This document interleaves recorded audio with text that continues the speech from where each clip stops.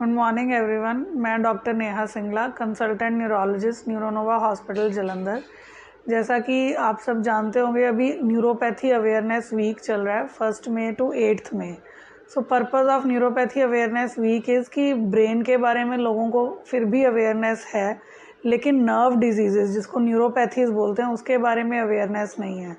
तो मेरी इस वीडियो का पर्पज़ यही है कि आप सबको ये पता लगे कि न्यूरोपैथी क्या है, उसके सिम्टम्स क्या होते हैं और उसका ट्रीटमेंट कैसे और क्या हो सकता है। तो सबसे पहले न्यूरोपैथी क्या है। न्यूरोपैथी जो है वो नर्व्स रिलेटेड डिजीज़ को न्यूरोपैथी बोलते हैं। तो नर्व्स 3 टाइप की हो सकती हैं। सेंसरी नर्व्स जो सेंसेशंस लेके जाती हैं हमारे बॉडी से ब्रेन को, अलग अलग टाइप की सेंसेशंस जैसे टेम्परेचर सेंसेशन, टच सेंसेशन, उनको सेंसरी नर्व्स बोलते हैं। मोटर नर्व्स जो पावर को कंट्रोल करती हैं, हमारी मसल एक्टिविटी को, कि हमने हाथ मूव करना है, पैर मूव करना है, चलना, कोई चीज़ उठाना, वो मोटर नर्व्स हैं। और थर्ड टाइप की नर्व है ऑटोनॉमिक नर्व, जो हमारे ऑटोनॉमिक फंक्शंस जैसे कि ब्लड प्रेशर वगैरह को कंट्रोल करती हैं। तो इन तीनों से कोई भी प्रॉब्लम जब हो तो न्यूरोपैथी हो सकती है। अलग अलग भी हो सकती है, सेंसरी अलग से sensory neuropathy, motor neuropathy, autonomic neuropathy, या फिर कंबाइंड सेंसरी मोटर न्यूरोपैथी भी हो सकती है। दूसरा है कि इनके सिम्टम्स क्या हो सकते हैं।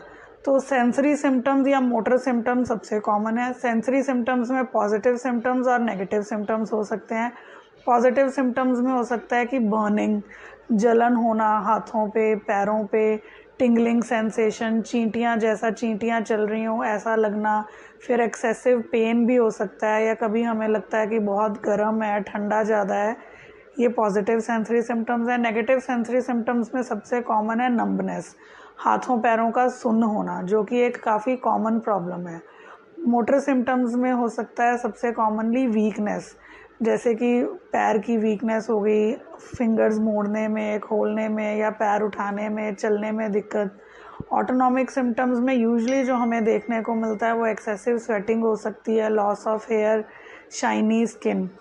बाकी इन न्यूरोपैथी के कारण एटेक्सिया भी एक कॉमन सिम्टम है, कि चलते टाइम बैलेंस ना बनना।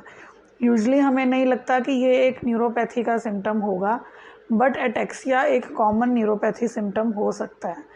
अगर आपको या आपके आसपास किसी को भी इस टाइप के सिम्टम हो तो आपको एक एक्सपर्ट ओपिनियन ज़रूर लेना चाहिए, न्यूरोलॉजिस्ट को कंसल्ट करना चाहिए। अब आप अगर न्यूरोलॉजिस्ट के पास जाएंगे तो सबसे पहले उसका पर्पज़ है डायग्नोसिस बनाना, उसके बाद ट्रीटमेंट। तो डायग्नोसिस में ये यूजुअली हमें नहीं लगता कि ये एक न्यूरोपैथी का सिम्टम होगा, बट एटेक्सिया एक कॉमन न्यूरोपैथी सिम्टम हो सकता है। अगर आपको या आपके आसपास किसी को भी इस टाइप के सिम्टम हो तो आपको एक एक्सपर्ट ओपिनियन ज़रूर लेना चाहिए, न्यूरोलॉजिस्ट को कंसल्ट करना चाहिए। अब आप अगर न्यूरोलॉजिस्ट के पास जाएंगे तो सबसे पहले उसका पर्पज़ है डायग्नोसिस बनाना, उसके बाद ट्रीटमेंट। तो डायग्नोसिस में ये देखना कि न्यूरोपैथी है या नहीं इज़ नॉट दैट डिफ़िकल्ट, पर हमारा मेन एम रहता है कि कॉज क्या है न्यूरोपैथी का। अगर कारण पता लगेगा और अगर हम उस कारण को ठीक कर सकें तो न्यूरोपैथी पूरी तरह से ठीक हो सकती है। तो इस वीडियो का पर्पज़ यही है कि आपको ये पता लगे कि न्यूरोपैथी के जो पेशेंट्स हैं वो क्योर हो सकते हैं।